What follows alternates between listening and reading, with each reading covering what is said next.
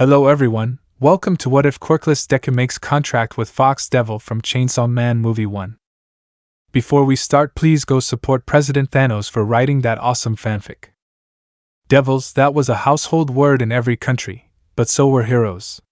The age of devils had long passed, and now the age of heroes had begun.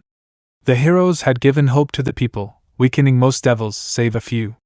As the profession of hero became popular, the devil hunters were driven out of business. Now it is the heroes who do the hunting. Even the devils who worked with humanity are hunted down. As Izuku Midoriya ran from Katsuki Bakugo during a class trip to Kyoto, he stumbled upon the hiding place of the Fox Devil. Upon hearing his own predicament, she offered to make a contract with him, hide her, and she will help him however she can when he summons her. Now armed with the power of a devil, Izuku will earn his place as a top hero and work towards the end of devil annihilation. One for All will be going to Nijire Hato. Meeting the Fox. On one sunny day in the city of Kyoto, a bus full of middle school upperclassmen from Aldera Junior High drove through the streets.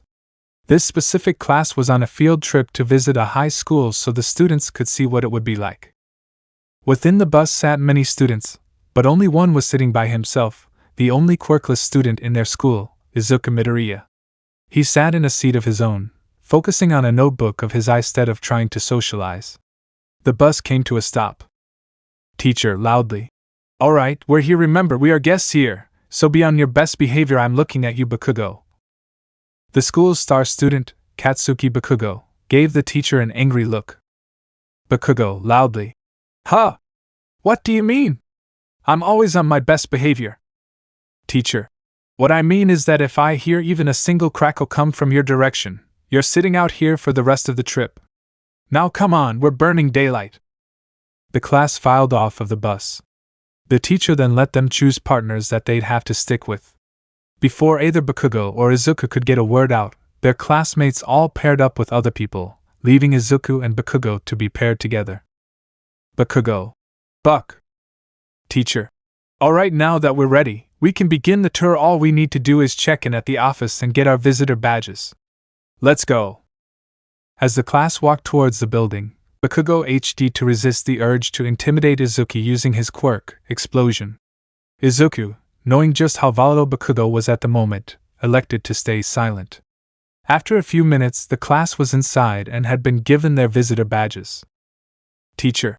Okay class, from here on, you can all explore the campus as you wish. The only requirement for today is observing at least 3 classes for 15 minutes each. See you all back here at 1. With that said, the class slowly spread out across the campus. Bakugo, realizing that this meant the teacher wouldn't be around them, smiled. Bakugo. Nerd. This way. Izuku. What? Bakugo let out an angry growl at Izuku, making the boo follow him. The blonde boy led Izuku to a secluded area of the school. Izuku. You Kakin? I don't think there's any CLA. A crackling sound was heard behind Izuku, who just barely ducked under a small explosion. He whipped around to see Bakugo walking towards him, explosions crackling in his palm. Izuku backed up, just to find he was against a wall. Izuku. Kakin? We can talk about this. Bakugo. I don't feel like it. We're not at our school, the teacher isn't here, and we're alone. You know, the teacher made me pretty angry back there. If only there was a way for me to get rid of it. He sent a punch towards Izuku, who once again just barely avoided it by stepping to the side, causing Bakugo to punch the wall. Bakugo, loudly. Damn it, you little shit. Izuku, now thoroughly scared, began to run from Bakugo. Bakugo, yelling. Get back here! Izuku kept running. After a few seconds, he turned a corner to find it led to a door that was propped open. He ran to it, pulled it open, and ran down the stairs on the other side. In his panic, he kicked out the door stop that was keeping it open, making it slam shut. Bakugo turned the corner, seeing a sign on the door that Izuku hadn't read. Warning. Door locks on its own and we have lost the key. A replacement will be here on Monday. Do not close this door. Principal Joriski. Bakugo let out a chuckle. Bakugo. Almost as good as what I had planned. See you never, Deku. He walked off, leaving Izuku down in the basement of the school. Izuku made it to the bottom of the stairs and hid behind a large box, expecting the angry stomps and progressively louder explosions of his not-so-friendly classmate, but they never came. Izuku. Did I lose him? No, that isn't possible. Kaken isn't an idiot. Maybe the door locks from the inside. No, he would be banging on it by now. Suddenly he heard a noise, like something scurrying around. Turning to where it came from, all he could see was darkness. Deciding not to stick around, he ran back up the stairs to the door. He reached for the handle and pulled it, but it didn't budge. Izuku. What? But I just came through here, don't tell me it locks from the outside. He tried and tried again, but he only managed to shake the door a little. He wouldn't get out that way. Then he heard another sound from back down the stairs. This time it sounded like a whimper of some kind. Izuku. Hello? He slowly made his way back down the stairs. When he reached the bottom, he heard another whimper sound. He took out his phone, turned on its flashlight, and pointed it in the direction of the sound. He managed to get a glimpse of a white tail hiding behind a box.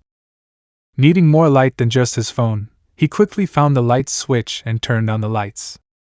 Izuku. Hello, little creature, you there? What are you saying, Izuku? It can't speak, ba. Stay back. A small scream escaped Izuku as the sudden voice made him jump. Izuku. Oh, okay, so it can. Quietly. Though it seemed afraid. Why? I can barely hurt people younger than me. He slowly approached the pile of boxes the creature is behind. I said stay back. Now Izuku could smell it, a faint scent of blood. Izuku. No, you're hurt. I can't just leave without trying to help. Now emboldened by the possibility of helping this creature, he quickly rounded the corner just to see something he'd never see, a devil. It was a small white fox with red markings all over it. It had an eye on its forehead along with 3 extra pairs of eyes, 2 behind its regular pair and 1 pair underneath its jaw. He had found the fox devil. The contract. Izuku, a devil. Fox, devil hunter. Izuku paused as the fox hissed the words at him. Izuku. Devil hunter? Fox. Yes, that is what you are, correct? Izuku shook his head and pointed at his uniform. Izuku. I'm a junior high student.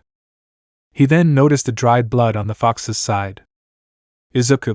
So you are hurt? Fox. Are you not scared? Izuku shook his head. Izuku. Not really. I've seen scarier than you. Fox. Yet you act like I'm the first devil you've seen. Izuku let out a chuckle. Izuku. You'd be surprised at what humans can do to each other. Especially if we're born different from the others. I read Devil's Heel using blood, is that right? The fox nodded. Fox. Yes. Izuku rolled up his sleeve. Izuku. Then take a bit of mine. Fox. Why? Izuku. Helping injured people is the right thing to do. You haven't attacked me yet, so I'd say I'm safe, right? Fox. Quite observant. The fox bit down on Izuku's arm, just enough to get his blood. After 2 swallows, the blood on its fur disappeared and no fresh blood was seeping out anymore. Izuku then took off his backpack and pulled out a first aid kit he kept within. Taking out some bandages, he wrapped up his arm. Fox. Quite skilled at that for a teenager. Izuku. Like I said, being born different leads to surprising outcomes. Fox. Just how are you different? Izuku. I'm quirkless. The only quirkless kid in my school. Fox. I see. And that difference in power leads to this? Izuku nodded. Izuku. I have a question, well, more like a lot, but just one will do. Fox. Ask. Izuku. I read that the fox devil was supposed to be gigantic, but you're no bigger than a fox cub right now. How is that? Fox. Well, when we devils get injured enough, we can get smaller to conserve blood and make escape easier. My usual form spans an entire city block and is 4 stories tall. Izuku. But you're okay now, so why are you still small? Fox. We can choose when to return to our larger forms. Izuku. Wow, that's really cool. The fox let out a small chuckle. Fox. I suppose it is. Izuku smiled, but then that faded. Fox. Why are you upset, child? Izuku. We're stuck down here, the door locks from the outside. Fox. Do not fret. I may be small, but I'm still stronger than your average fox. I can get us put of here. Izuku. Alright, let's go then. Fox. Not so fast. First, tell me your name. Izuku looked at the fox with a puzzled look but shrugged it off. Izuku. It's Izuku Midoriya. The fox nodded. Fox. Izuku Midoriya, I wish to enter a contract with you. Izuku looked stunned. A contract? He'd only read about those. A small sacrifice to have a small portion of a devil's power. Izuku. Are you sure? Fox. Yes. Do you want to hear the terms? Izuku nodded. Fox. I will allow you to summon copies of any part of my body. My tails, my paws, my head. They are yours to summon. You may even summon me in my entirety in emergency situations. You must merely utter the word Khan to do so. I ask for in return is a small amount of flesh, and to live safely in your abode, away from prying eyes. You must also never accept any other contacts or freaking power.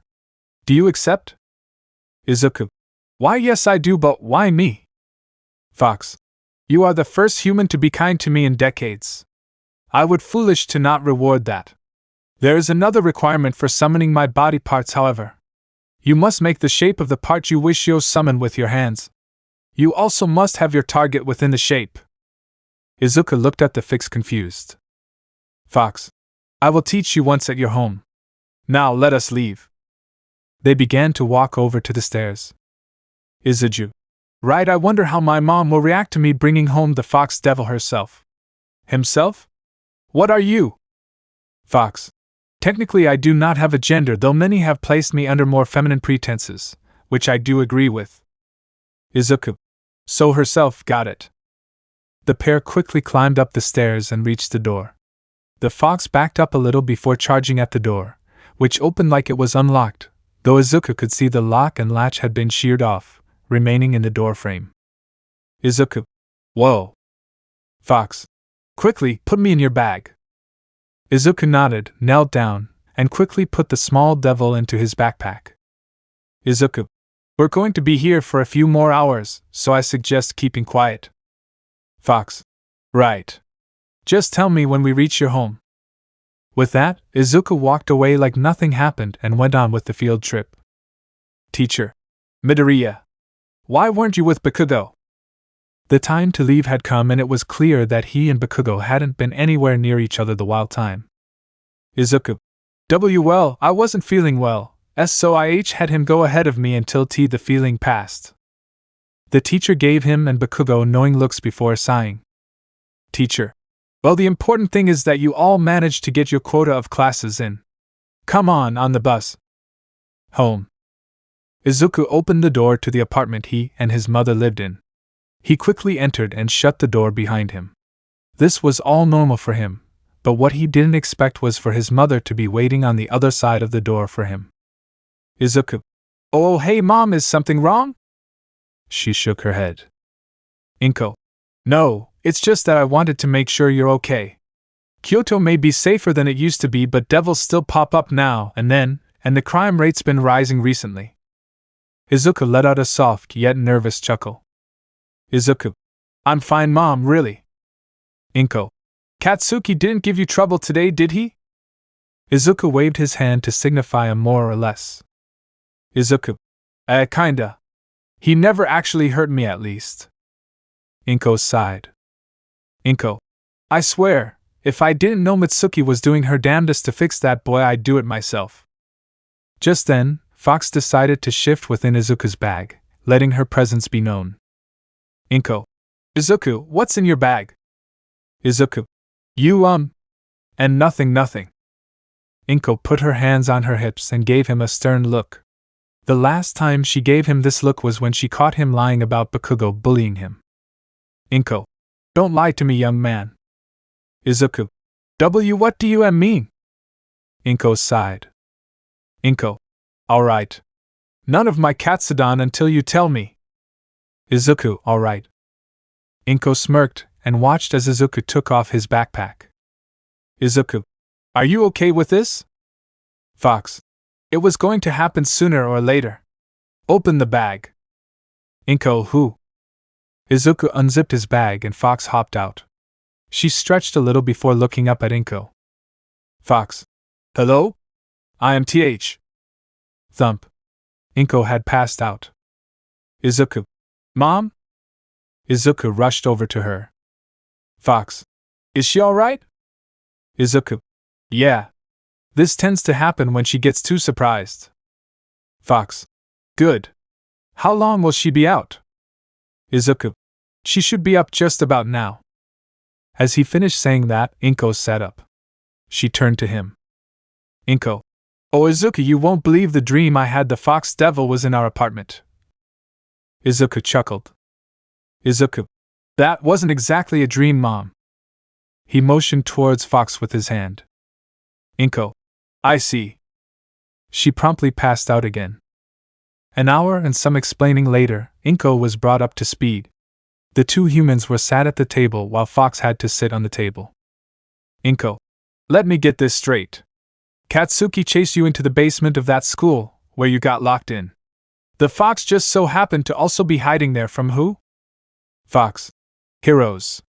They had chased me through the city last night and injured me greatly. Inko. Alright. And you being you, helped her, and then entered a contract with her. Izuku nodded. Izuku. Yeah. Inko sighed. Inko. Izuku. Do you not remember just how illegal contracts with devils are? Izuku lowered his head. Izuku. Yes, I do. Inko. Then why D? Fox. If I may intervene here. The way I see it, the contract gives Izuku an even playing field. From what I could gather from the pieces given to me, he has been bullied just because of his quirklessness. In the past, those with contracts were able to contend with powerful quirks. Inko stayed silent for a few moments before tears began to fall from her eyes. Izuku. Mom? Are you okay? Inko wiped her tears and looked up at her son with tears in her eyes. Inko. Yes, I am. I'm just so happy. Izuku. About what? Inko. This whole situation. You finally have a friend, one you can depend on. That and you can achieve your dream without roadblocks now. Fox. Dream? What is your dream, Izuku Midoriya? Izuku. To become a hero. I understand if you don't want to help me with that. Fox shook her head. Fox. I will help, though I must insist you feed me some villains every now and then. Izuku smiled. Izuku. Deal. Inko. Now, you mentioned Izuku had to make shapes with his hands. What does he have to do? Fox. It is rather simple. For my head, all you have to do is bend your middle and ring fingers forward and bring your thumb in under them. The other two stay pointed up, like ears. Izuku made the shape Fox had described. Fox. Just like that. And your target needs to be in that space in the middle. Izuku. I see. What about your paws and tail? Fox. Right. For a paw, you just use your index and middle finger. You bend them slightly and point them at your target. The target will be whatever the tip of your index finger is pointing at.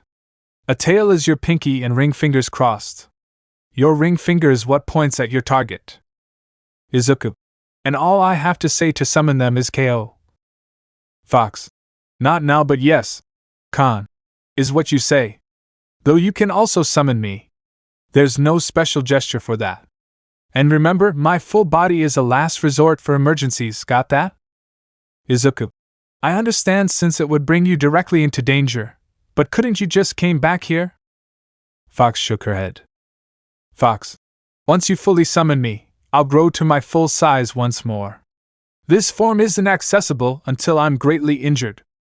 Inko. Maying if you did come back here. Fox. I would completely destroy not only your apartment, but most of the complex. Izuku. Okay. I understand. Fox. So. How do you become a hero? Izuku. Through a hero school. Fox. Which one are you going for? Izuku smiled. Izuku. The top hero school in the country, UA. Inko. I forget, what is its entrance exam again? Izuku. It's in 2 months. Fox. You should train then. As powerful as I am, you shouldn't solely rely on me. Izuku. Right. With that, the three went on to spend the afternoon relaxing. Entrance exam PT1. It was a sunny spring day on the day of the UA entrance exams.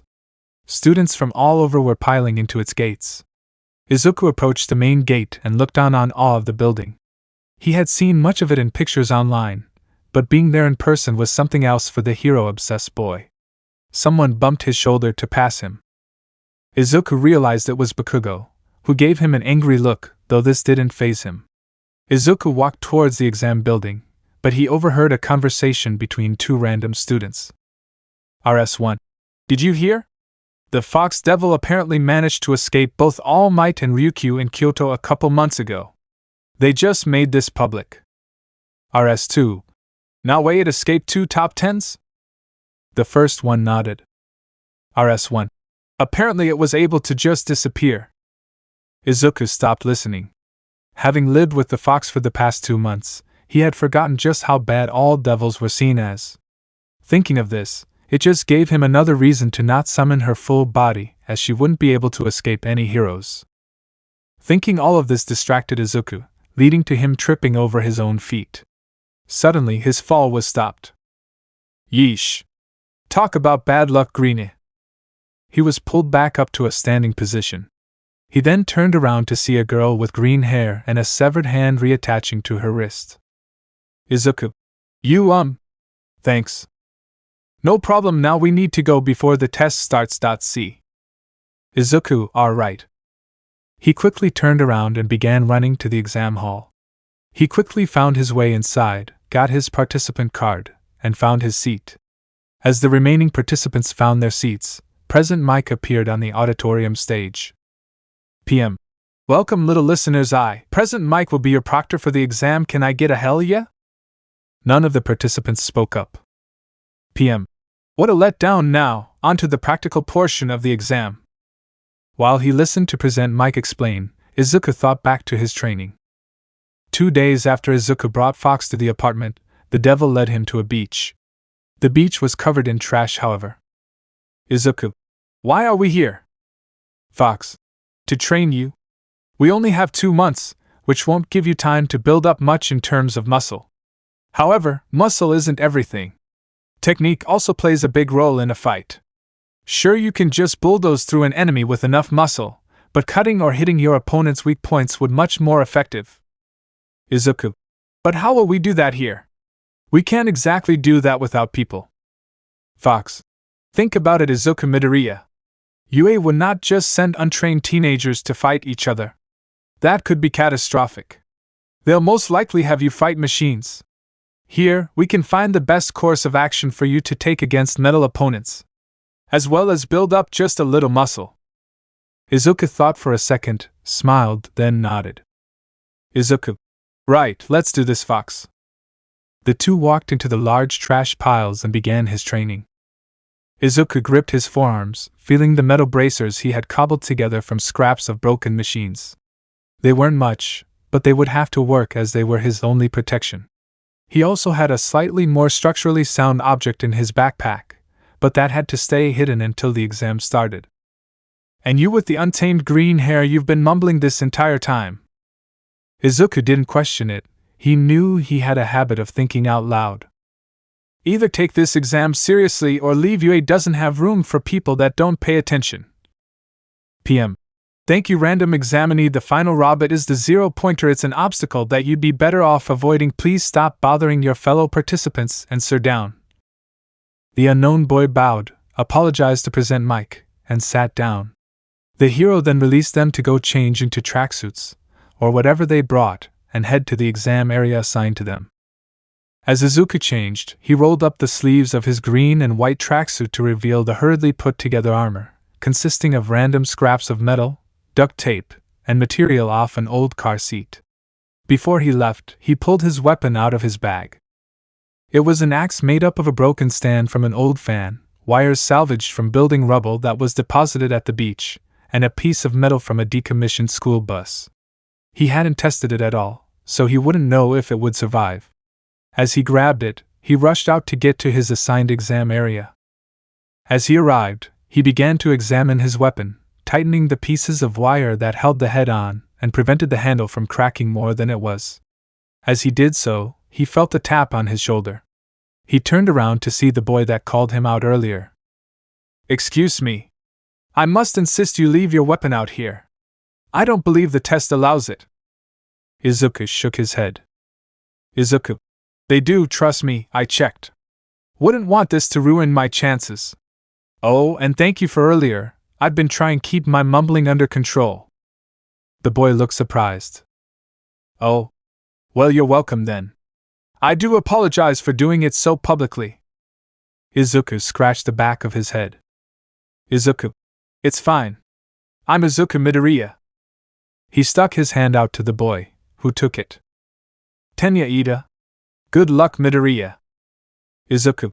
You too." Suddenly, the speakers all carkled to life. "PM. Alright, get ready for the exam." The gate to their exam began to open. PM 3. Everyone got ready. PM 2.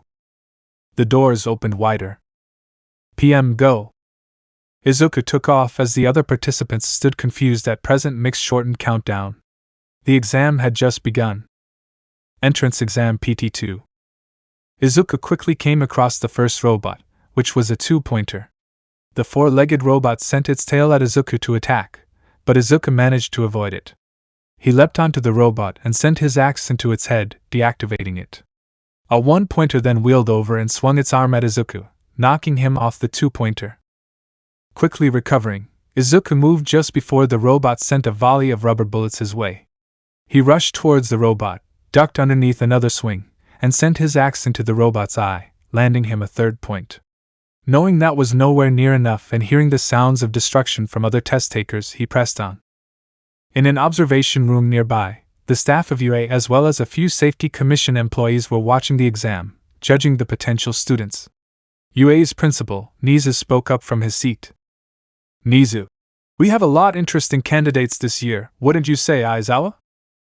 The sleepy man the rodent referred to answered, though it was clear he would rather be sleeping. Aizawa: "Yes, we do. Though whether they're cut out to be heroes remains to be seen." Nizu: "I suppose you're right.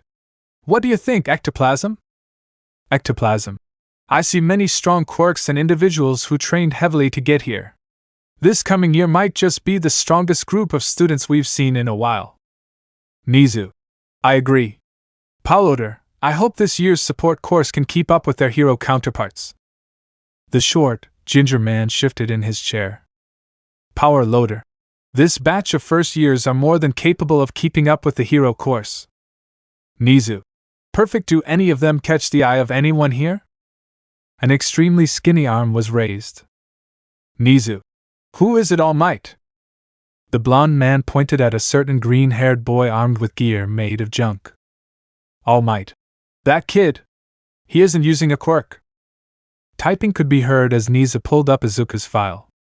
Nizu: Here we go. Izuku Midoriya Quirkless. He registered a custom weapon he would be using for the exam.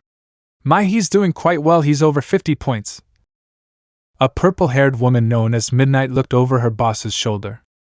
Midnight: "And he's cute too. I wonder how long he'll last." Aizawa: "He won't." Nizu turned to look at the Erasure hero. Nizu: "How so?" Aizawa: "We all know that quirked criminals can easily overpower quirkless people. That and All Might's current state means that kid is walking into a bloodbath if he graduates." Nizu smirked. Nizu: "Looks like I know just whose class to put him in if he passes." Everyone in the room could hear the unsatisfied grunt Aizawa let out. Nizu: "Now, I believe it's time to give our dear examinees a nice little obstacle." He reached his paw over to the controls and pressed a big red button. Nizu: "Let's see how they handle the 0-pointers." Izuku swung at another 1-pointer's eye and broke it, though this last swing also broke his axe. He pulled the handle away, leaving the metal axe head embedded in the robot's head. He had personally stopped counting points once he reached 50. As he began to look for another robot, he felt the ground shake. He heard shouting and turned to face it just to see a gigantic robot emerge from the ground and rubble flying everywhere. It was crushing buildings in its path and throwing pieces of concrete that it grabbed off of other buildings. Izuku was about to run when he heard a cry of pain. He turned around to see a brown-haired girl was trapped underneath a pile of that fell from the sky. He immediately ran towards her and tried to pick the rubble off of her. Ida quickly ran over. Ida, what can I do to help? Izuku, get this rubble off. I have an idea, but it'll leave you to get her out. Ida nodded. Ida, if you must, go. Izuku nodded and sprinted in the opposite direction, getting distance between himself and the robot. As soon as Ash was far enough away, he raised his hand up and made the sign for Fox's head. Izuku-kan. In an instant, a giant version of Fox's head appeared in midair and closed its jaws around the robot's head, crushing it. While she could fit the robot's head in her mouth to swallow, the damage deactivated the robot. The head disappeared after a few seconds and Izuku ran over to Ida and the girl to check on them. 2 weeks later. Izuku was honestly surprised that he hadn't been caught. Izuku was sitting at the table when his mother suddenly rushed in. Inko. Izuku, it came your letter from UA. She quickly handed him the envelope. He hurriedly ripped it open just for a small disc to land on the table. It was then that Fox joined the two. From the disc, a holographic video began to play and Nizu stepped into frame. Nizu. Hello, Izuku Midoriya. I would like to start by thanking you for taking our exam. On to business, you passed the written exam with flying colors, making you one of 5 to do so. You also passed the practical with 116 points while you only had 56. We added on 60 rescue points. Congratulations, young Midoriya. You passed and are set to be a student at our fine hero academia. Also, there is an extra letter I personally sent to you. It's best if you read it. See you in a few months. The video ended. Izuku. I got in. Yelling. I got in. Inko. Congratulations, Izuku. Fox. Yes, good job. Now you should probably read that letter he mentioned. Izuku. Right. He reached into the envelope and sorted through the papers until he found a handwritten letter. Izuku. Here it is. It says, Hello, young Midoriya. I regret to inform you that I am well aware of your actions during the exam, as are the rest of the staff.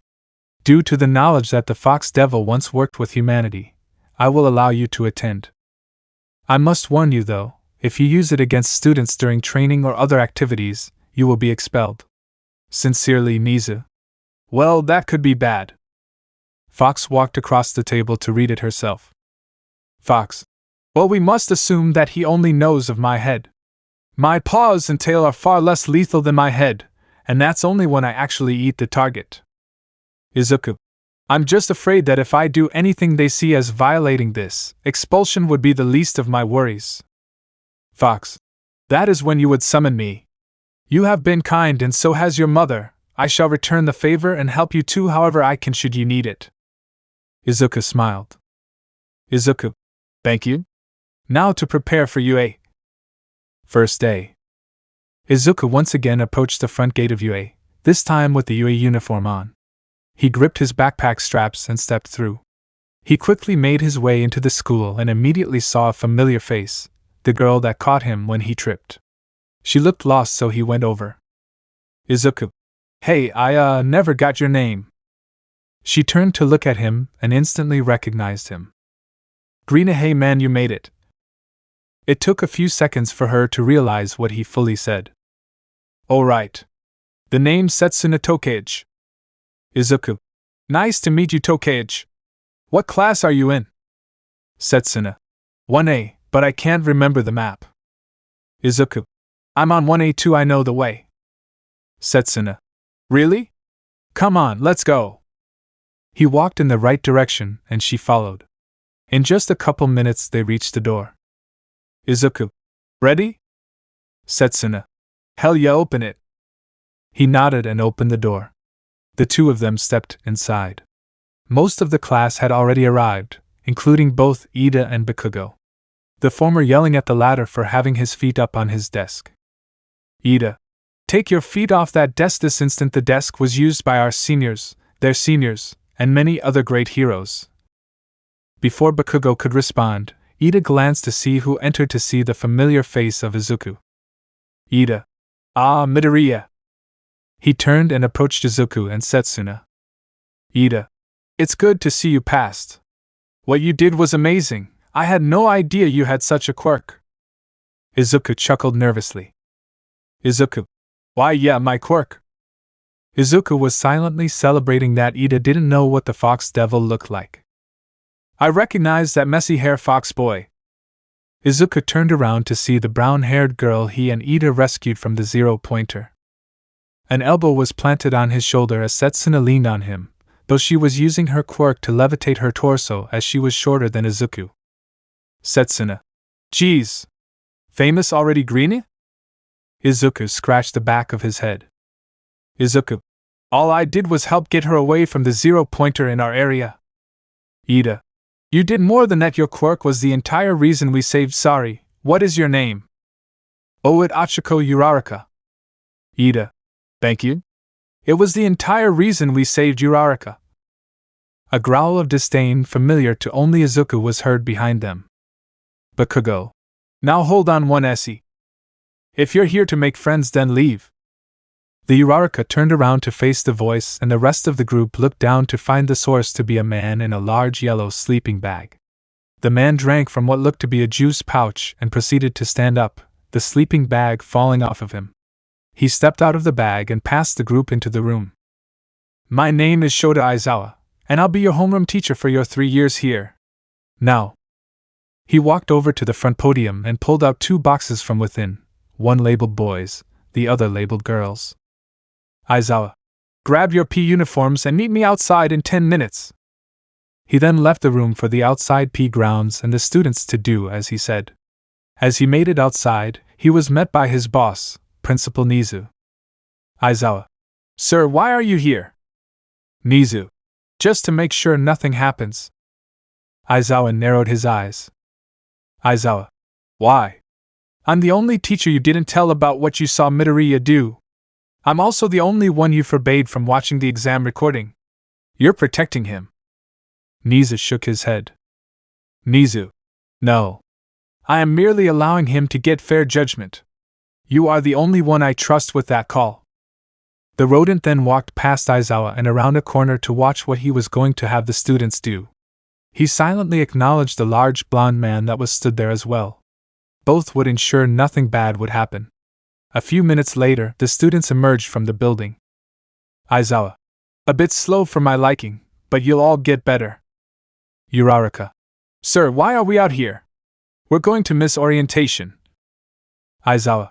Uraraka, right? Here at UA, us teachers are allowed to go as far off curriculum as we need in order to consistently create top-performing heroes.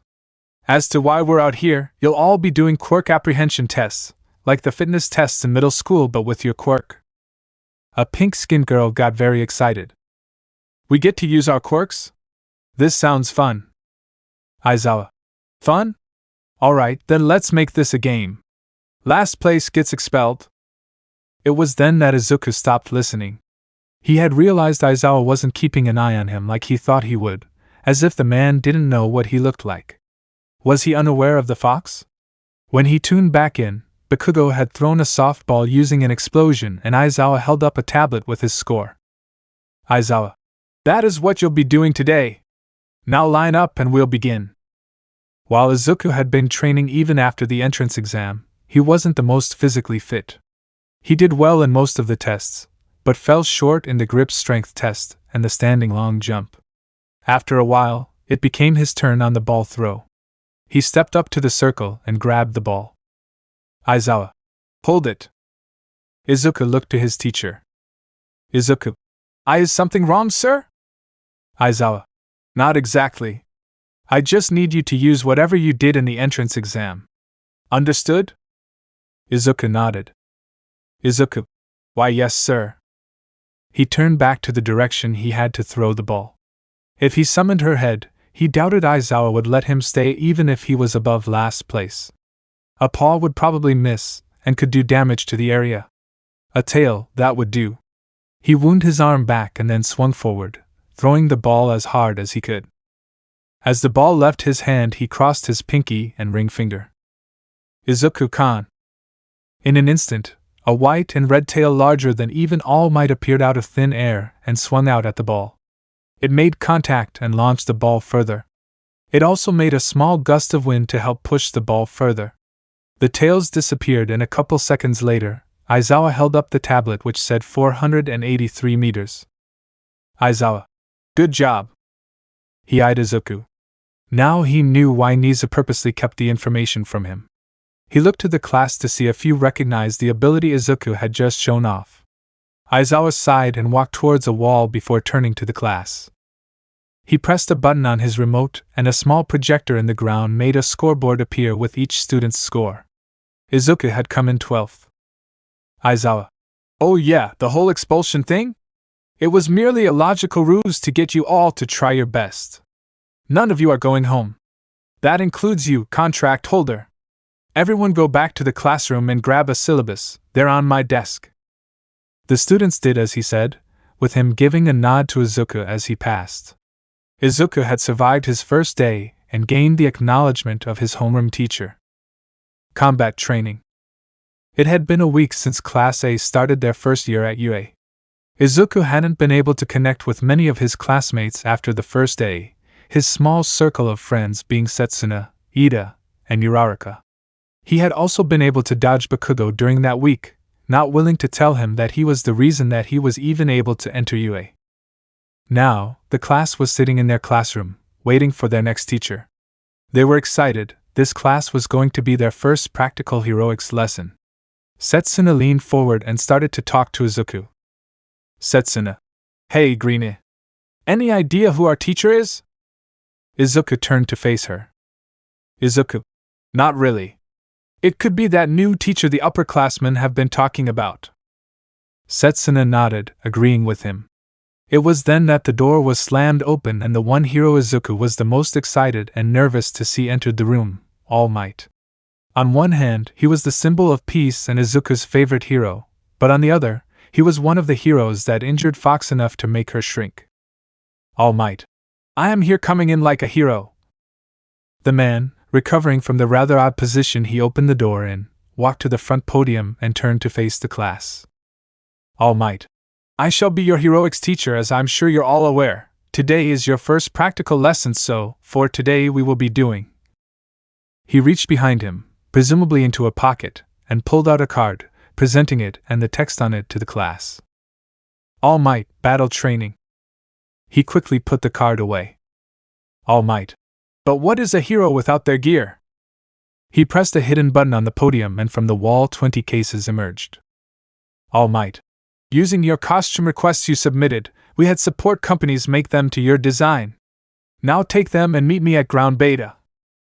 As he finished speaking, he ran out of the room, leaving the students to do as he said. They found the cases that matched their seat numbers and left for the locker rooms. All Might stood inside the observation room as he watched the class all begin to emerge from the hallway, now donning their costumes. In the front of the group was Izuku. He was dressed in an ordinary suit and tie, and his red sneakers were replaced with a nearly identical pair that had some added reinforcement to reduce wear and tear.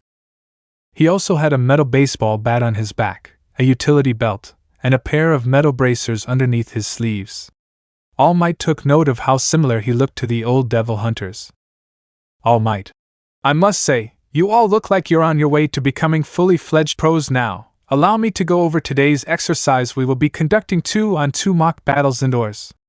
A team of heroes and a team of villains. The villain team will be protecting a bomb made out of paper and cardboard. The heroes will be tasked with securing the bomb within a time limit. Either team may also win by wrapping capture tape around their opponents. Once a loop is made, the person is out. The large man continued to explain the exercise. After another minute, he brought out a box that said lots on it. He instructed the students to each grab a lettered ball that was inside. After they all got their letters, Izuku found that Setsuna would be his partner. Setsuna. Well, would you look at that funny scene you hear greening? Izuku sighed and chuckled.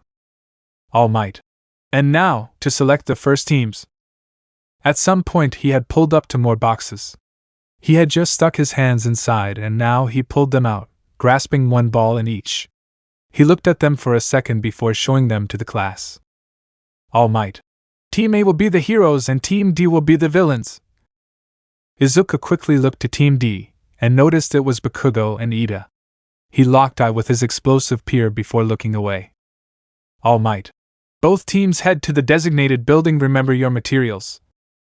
Both teams left the observation room and headed to the building, the villain team going inside while the heroes remained outdoors. After they waited a couple minutes, Setsuna spoke up. Setsuna. You never did tell us what Mr. Aizawa meant by contract holder. What's up with that? Izuku looked to her confused. Though she had figured it out over the past week, most of their classmates had.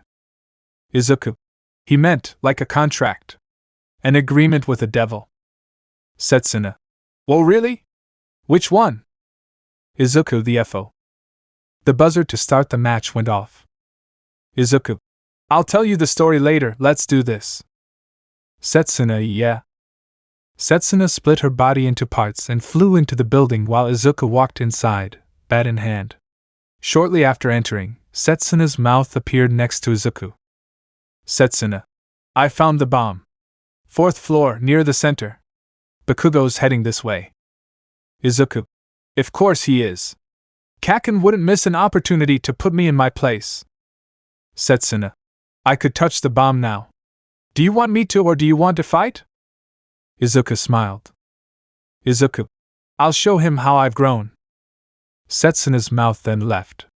Shortly afterwards, Bakugo rounded a corner in front of Izuku. Bakugo. Found you, Deku. You can't avoid me now. Tell me, where'd that power of yours come from? Izuku gripped his bat in one hand and raised his arm, pointing his index and middle fingers at the wall next to Bakugo. Izuku. Why don't you come beat it out of me? Bakugo laughed. Bakugo, yelling. Fine by me. Come here. He was about to take off using explosions, but Izuku acted first. Izuku. Kan. Fox's paw appeared and slammed into the wall Izuku was pointing at, destroying it and blocking Bakugo's path. Izuku then rushed the paw, wound up his bat with both hands, and swung as the paw disappeared. The bat struck Bakugo in the stomach and made him stumble back a couple feet before clutching his stomach. Izuku. What? Too weak to handle a bat? He swung again, but Bakugo dodged. He then went for his signature right hook, which Izuku sidestepped. Izuku then swung his bat and hit Bakugo in the back, sending him falling forward. Using this, Bakugo used an explosion to flip over in the air and then another one to propel himself towards Izuku, who just barely avoided a punch. A clink next to him made him look to the ground, where he saw an odd-looking grenade.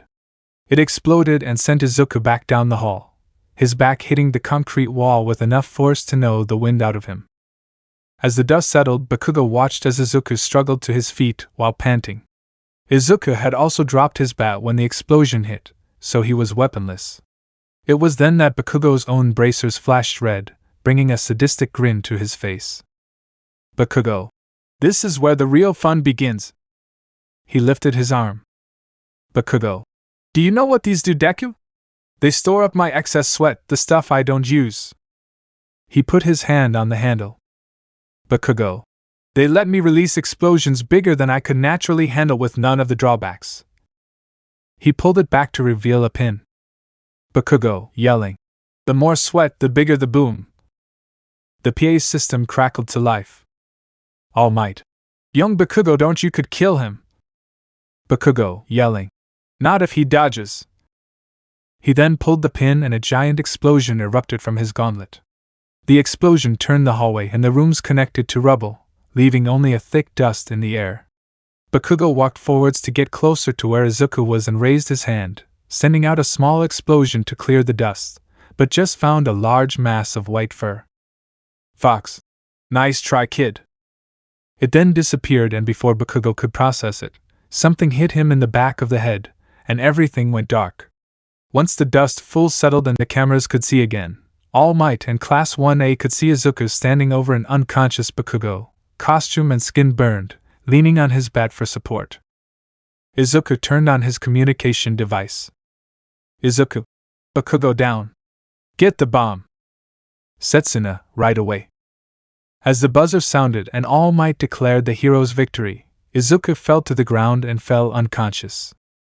USJPT-1. A few days after their combat training, Izuku and Class 1A were sitting in their classroom, once again waiting for Aizawa to begin the day. They had elected Yaoyorozu and Ida as class representative and vice representative respectively. After a couple minutes, the man of many night shifts walked in and took his place at the front of the class. The students turned their attention to him, and he began to speak. Aizawa. All right, class, listen up. Today, all of your normal classes are cancelled to make room for today's special heroics lesson. Much like All Might did in their combat lesson, Aizawa pulled out a card and showed it to the class. Aizawa. Today, you're doing rescue training. This training will be at an off-campus facility. Oh, and your costumes are optional this time since you might not be used to them yet. Go get changed into your gear or P uniform and meet me in the parking lot. He then walked out of the room and the class got up to do as he said. A few minutes later, and the class appeared outside to see Aizawa and a bus waiting for them. As they walked outside, Yaoyorozu went ahead and turned to face the class. Yaoyorozu. Please get on the bus in an orderly fashion, do not push each other. After a few sounds of agreement came from the class, they piled into the bus, taking their seats. Izuku sat down in one of the middle seats, Setsuna on one side, Ida to the other, and Tsu across from him. Aizawa then got in the driver's seat, and began to drive off. Partway into the drive, Tsu spoke up. Tsu. Midoriya. Kero. Izuku looked across from him at the frog-like girl. Izuku. Yes, Ajri? Tsu. First off, call me Tsu. And second, we've been classmates for almost 2 weeks, but we don't know much about your quirk. I know that isn't long, but you're the only mystery left. Kero that, and Mr. Aizawa called it a contract. Ida then spoke up. Ida. You're right, Ajri. Tsu. Ida. We know it has something to do with a fox, but you haven't even given us a name for it. Izuku glanced around to see most of the class had their eyes on him, and sighed. Setsuna. He might not like to talk about it, guys. He'll tell us when he's Arie. Izuku. No. It's okay. Setsuna. You sure, Greenie? Izuku looked at her and nodded. He knew she just wanted to help, but she was making the situation more suspicious. Izuku. I'm honestly surprised it took this long. He turned back to Tsu. Izuku. My quirk, it isn't a quirk. It's not even my power. Now he had everyone's full attention. Ida. What do you mean it isn't yours? We've all seen you use it. Uraraka. Yeah, what Ida said, you totally used it, so it's definitely yours. Kaminari. You know, unless you're some kind of demigod borrowing your powers from your parent. Everyone glared at him. Kaminari. Okay, or not. Geez, guys. Tsu. Then what is it? Kero. Izuku sighed again. Izuku. It's what Mr. Aizawa called it. It's a contract, a deal. I get power in return for something else. In this case, it's with the Fox Devil. The bus then went quiet. Then Bakugo decided it was his turn to speak. Bakugo, yelling. And when the hell did you meet the Fox Devil? Izuku. Remember that high school we visited? The one with the basement? Bakugo went quiet, remembering it was he himself that chased Izuku into the basement. Izuku. Yeah. If anything, I should be thanking you, Kaken. You gave me the opportunity to get here. Bakugo, deciding he would rather stay on the bus and not have to walk back to UA, grumbled and sat down before he could let off an explosion. Yaoyorozu. But that must have been dangerous. When was this? Izuku. Just a couple months before the entrance exams. It was the day after All Might and Ryukyu were hunting her. She shrunk down and managed to hide. She was injured badly, so I gave her a little blood to heal up. After that, we made the contract, and she lives in my apartment. Uraraka. But I thought devils ate all humans they came across. Izuku shook his head. Izuku. Not all of them, and this costume symbolizes that.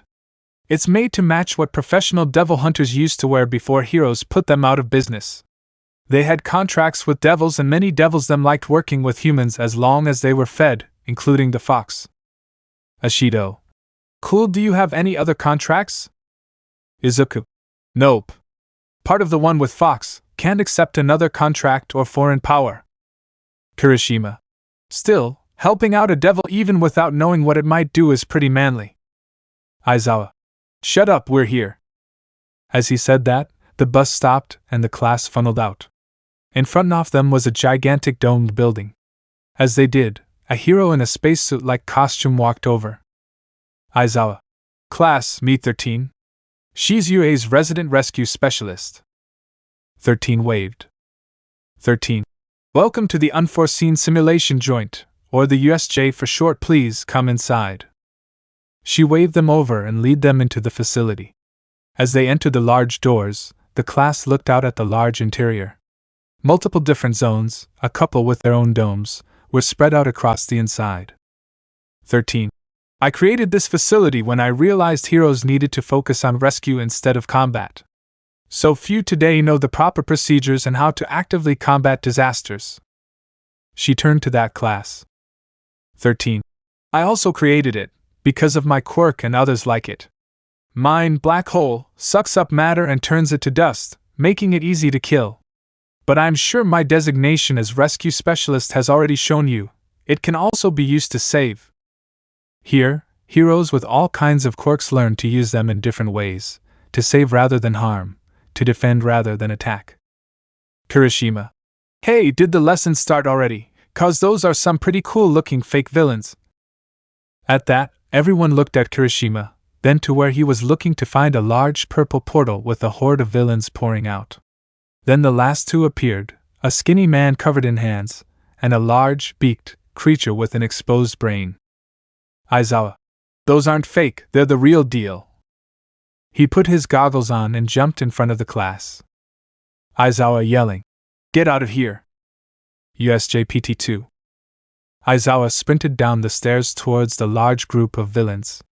Izuku watched as he began to fight the villains at the bottom, and used his capture tool to throw them around. Someone suddenly grabbed his arm and started pulling him away. He turned to run with them, seeing it was Setsuna. Setsuna. Come on, we've gotta go. Izuku, right. They quickly caught up to the rest of the class, who were about to reach the door when a familiar purple mass appeared in front of them. The portal from before took form, becoming a towering figure made of purple fog with glowing yellow eyes. Fog.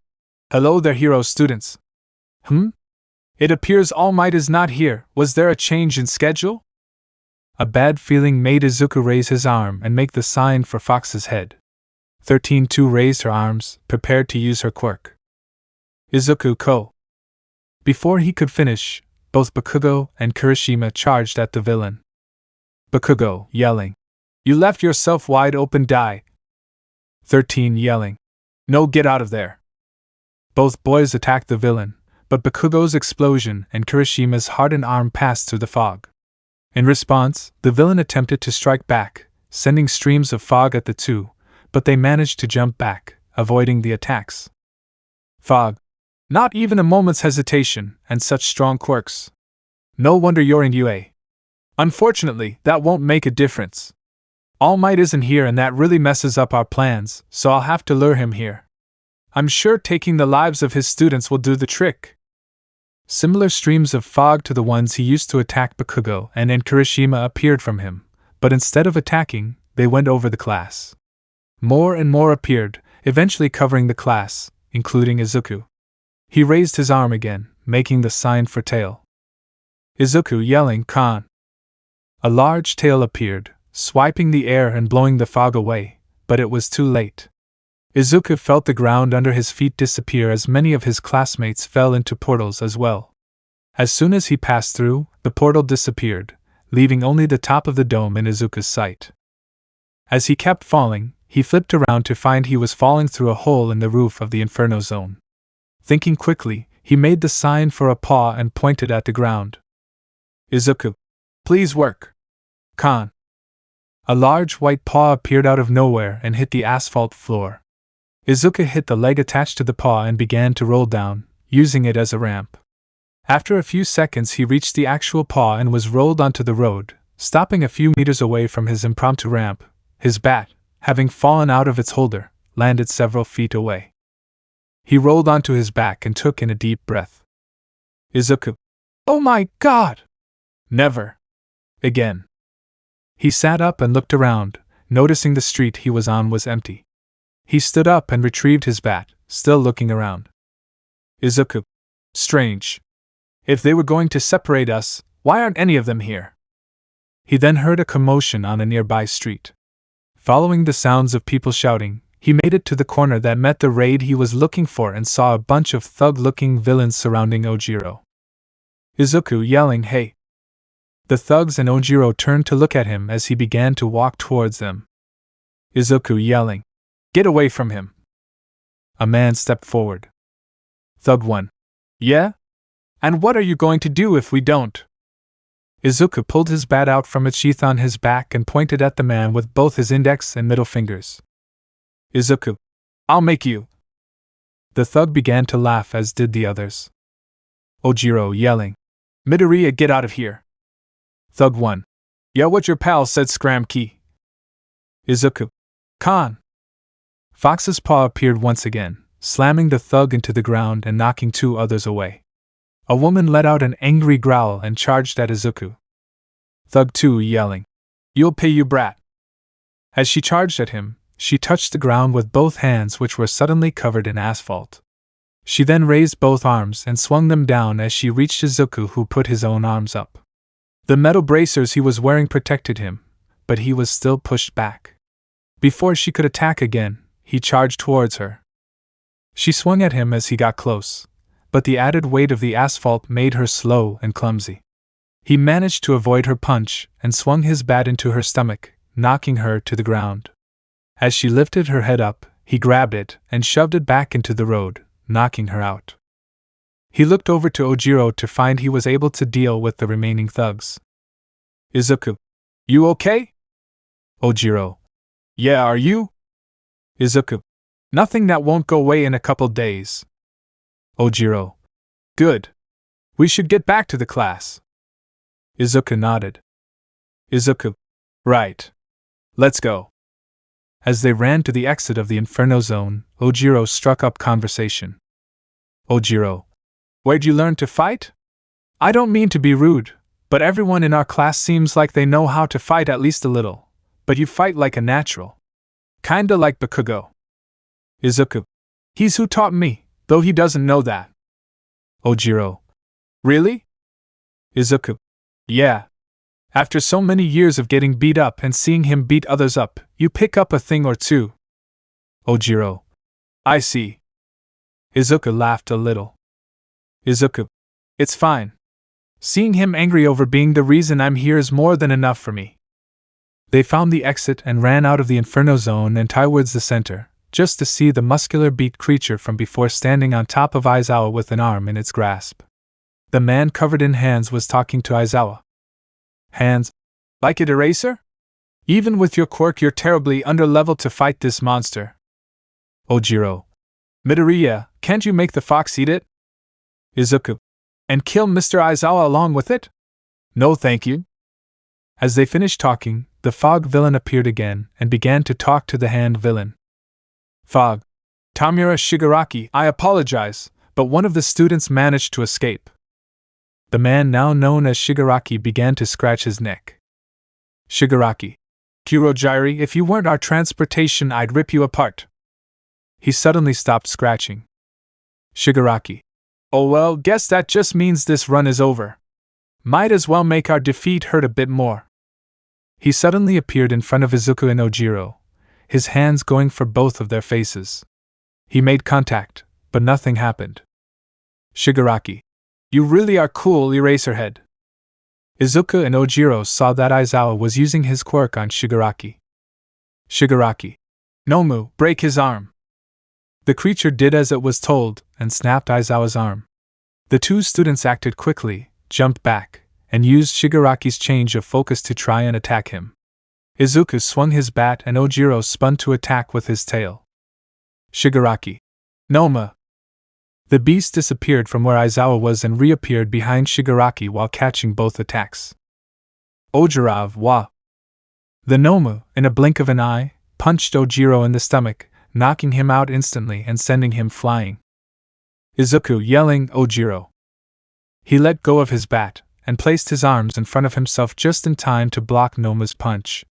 He could feel both his bracers and the bones in his arms shatter in that one punch and was flung backwards. He rolled across the ground before hitting his back on a tree, which knocked his breath out of him. Shigaraki. Still awake? No matter. Noma, throw him over to his teacher and kill him there. Izuku couldn't even catch his breath before he was picked up by one of his arms and tossed over to Aizawa. A sharp pain filled his side as several ribs broke from the impact. He could hear his teacher next to him. Aizawa. Midoriya. I'm sorry. Izuku coughed as the Noma began to walk over to them. Clearly this wasn't going to be a fast death. It was then Izuku got an idea. Izuku. Mr. Aizawa. I can still do something. He began to prop himself up on his elbows. Aizawa. Don't it's too strong. Blood trickled out of Izuku's mouth as he smiled. Izuku. Maybe for us. But not for her. Without lifting his arms and without making a sign, Izuku said the word. Izuku. Kan. The last thing he saw before passing out was two large paws land in front of him. Fox. Rest now, Izuku Midoriya. I shall handle this threat. USJPT Final. Fox. Rest now, Izuku Midoriya. I shall handle this threat. As she took her first step, her tail swept the rest of the smoke from for summoning away. Now at her full size, she looked slightly different than her smaller form, more menacing and devilish compared to her General Fox cub look she previously had. As the smoke fully cleared, she stomped a front paw and spoke without opening her mouth. Fox. Who is behind this? Without raising her voice, it was carried across the USJ. Only the well-hidden locations weren't able to hear her. Shigaraki, yelling. And Noma killed that monster. She immediately looked at Shigaraki. Fox. I assume you are the one in charge? She tilted her head, letting the Noma fly past her as it attempted to attack. Shigaraki, yelling. And so what if I am? That brat summoning a random beast with his quirk won't save him or his class. Fox looked around. She could see teenagers scattered around as well as a group behind her, surrounding an injured 13. Fox. I see. She looked back at Shigaraki. Fox. You are completely wrong. I am not a quirk nor some forgettable beast, and my power far exceeds your own, vermin. She leapt at Shigaraki, jaws wide open and ready to snap shut around him. Shigaraki, yelling Noma. Her head was shoved to the side as the monster punched her away. She stumbled and found her footing before she went far. Fox. That thing of yours is strong.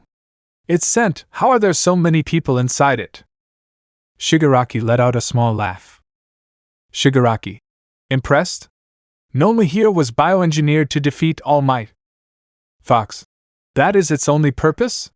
Forgive me if I find your narrow vision so laughable.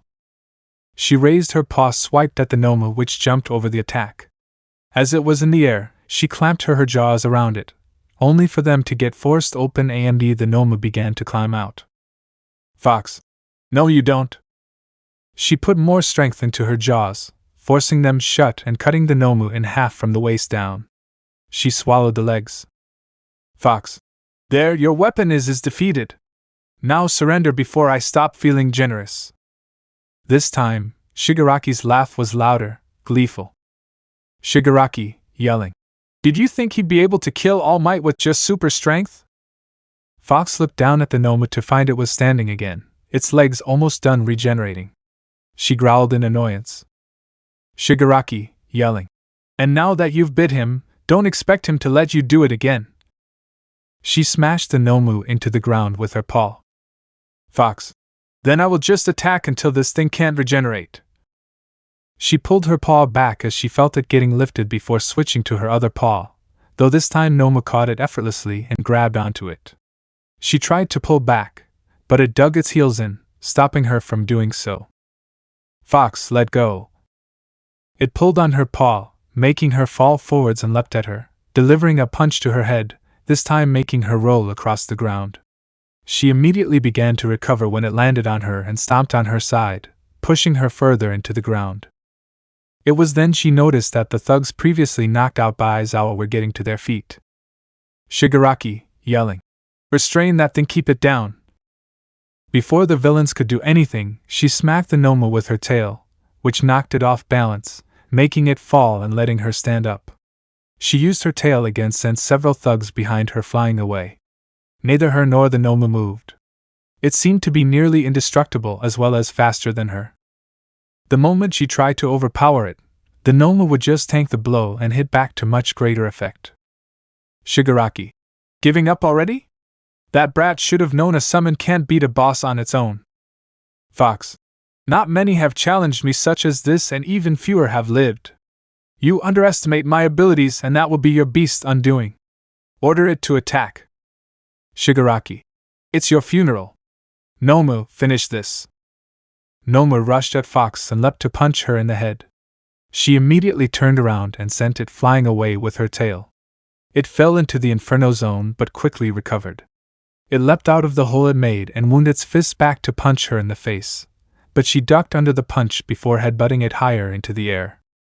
She jumped after it, and since the Noma couldn't maneuver at all in the air, she was able to grab it with her mouth. Instead of trying to eat it then and there, she twisted in the air and threw Nomu into the ground. It bounced slightly as she landed next to it. She smacked it back into the ground, making it bounce again. It spun in the air and tried to uppercut her, though it missed. She spun around and used her tail again, making it crash into a cliff face in the mountain zone. From there it launched itself at her, and directly into her mouth, as she caught the Noma. She closed her mouth and swallowed before her opponent before it could try and open her mouth. She licked around her mouth and turned to face Shigaraki, who looked panicked. Fox, it won't be coming back. Once in my stomach, any living thing I eat loses all stamina and its will to move. Shigaraki began to aggressively scratch his neck. Shigaraki, yelling, "Why you cheated? No one's supposed to be able to beat him." Fox, it was a simple creature. Overwhelming power only goes so far, and you are no substitute for a brain. Surrender or die. Kurojairi, Tamura, we must leave. The heroes will be here any second. Shigaraki stopped scratching and calmed down a little. Shigaraki, fine. And I thought this save was going well. Time to start over. Kurojairi's warp gate began to swirl around Shigaraki. Fox charged at them, but she was too slow. By the time she swiped at the mist, both were gone. Fox, insolent vermin. All Might landed outside the USJ and the cars of UA's staff pulled up behind him along with Ida. All dot of them gathered at the doors. All Might, are we ready? Nizu, yes we are. All Might nodded before gathering his strength, winding his arms back, and striking the doors with his palms, making them go flying across the USJ. He rushed in with the others behind him. All Might, have no fear, we are here. He stepped forward and froze, as did the others when they saw what he saw. Class 1A were gathered in the center, sitting together with a large amount of thugs tied up near the path to the landslide zone. Behind the class was the Fox Devil, curled up with 3 people on her. Aizawa and 13 were laid on her back while Izuku was on top of her head. Fox and the class looked at their late rescuers. Fox, you are late. The condescending tone could be heard by all. The attack was over, but wasn't the heroes that saved the day. Investigation. It had been just 2 days since the attack on the USJ had taken place. All injured students had been healed, though both Aizawa and 13 remained in the hospital. In UA, the remaining staff members were having a meeting, though the number 9 hero Ryukyu was also there. She took 13's seat as Nizu began to speak. Nizu, as I'm sure you all know, this meeting is about the recent attack on Class 1A and the USJ. Ryukyu waved her hand slightly. Nizu, Yes, Mississippi Ryukyu? Ryukyu. I understand this attack isn't something to just shy away from, but I don't see why I was called here. Nizu. I will be getting to that reason in just a minute. She nodded and sat back in her seat. Nizu. We still need to truly figure out the why and how this attack was made. Luckily, we have already narrowed down the how to 2 possible options. Nizu clicked a remote and a video began to play on the screens in front of the other heroes. The video was of the media storming through UA's disintegrated front gate. Nizu. Option 1 is someone took advantage of our temporary focus on the press to sneak into the school and steal the lesson plans for the next day. He clicked the remote again, this time showing a picture of the UA building itself. Nizu. Option 2, which I hate to say is more likely, there's a traitor in our midst. President Mike. What do you mean, traitor? If there is, then why tell us when any of us could easily be the enemy? Nizu. That is because I trust you all. I picked all of you to be the staff because I know you all are more serious about being heroes and saving lives than most pros. We shouldn't be throwing blame around because of speculation. Midnight. Still, sir. If it isn't us, then who? Nizu sighed. Nizu. As much as I don't want to say this, it's more than likely one of our students. As a general precaution, only me and the teacher of a class will know exactly where that class will be ahead of time. If that still holds true, then only a student could have informed the villains. Snipe. But we all saw the footage, they all fought tooth and nail to win. Ectoplasm. That doesn't mean a thing. If they're a traitor, then it would make sense to keep your cover. Most of the students only fought the street thugs, not the main 3. Nizu. Correct, which is why we're here. To narrow down the possible suspects. We'll go student by student until only a few remain. I know they've only been here for a few weeks, so we'll only be able to rule out a couple. We'll update the list every week. Cementas. Sounds reasonable. Who should we start with? Nizu pulled up the list of students and hummed in thought for a few seconds before clicking his remote and pulling up the picture of one student on the screens of the others. Power loader. Izuku Midoriya? Looks kinda plain. He was really active in the USJ though. Nizu nodded. Nizu. That he was. He is also why you are here, Ryukyu. He looked to the Dragoon hero. Ryukyu. But why? All Might. Because of the power he possesses. It's one both you and me know. She looked to the skeletal form of All Might. She was briefed on his weakened state before the meeting, but it still didn't sit right with her. Ryukyu. That still doesn't make sense to me. Nizu clicked his remote again to show footage of Izuku inside the USJ. He used Fox's paw to break his fall, and used her tail to blow away purple mist. Ryukyu. So his quirk lets him use large animal parts. I apologize, but what is going on here? All Might. Keep watching, you'll see. She looked back at the computer screen to see the last thing she expected. Izuku was beaten and battered, bleeding from the mouth and barely able to move. Suddenly, a large, familiar form appeared in a gigantic puff of smoke. Ryukyu. He made a contract with the Fox Devil? Izuku walked into the Midoriya apartment and took off his shoes before walking further inside. He walked over to the kitchen counter and set down a plastic bag full of groceries. He then heard the sound of small paws approaching him and the sound of something jumping onto the counter. He looked over to see Fox, back in her smaller form and sitting next to the bag. Fox. How are your wounds? Izuku rubbed his side a little.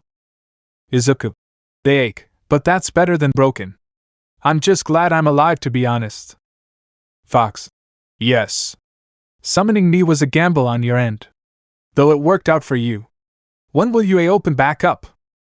Izuku shrugged. Izuku. The message said a week, but the investigation could extend it. Fox.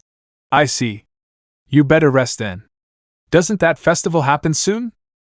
Izuku looked up to think for a moment. Izuku. Oh yeah, the UA Sports Festival that's coming up soon. I completely forgot about it. I gotta train. Fox. I suggest you do so once you are recovered. I doubt I'll be able to help you much. Izuku smiled and nodded. Izuku. I'll do my best. Let me know in the comments below if you guys want the next part. Also check out my other video that has been shown and left. Thank you for watching. If you enjoyed this video please like and share this video. And have a fantastic day. Bye.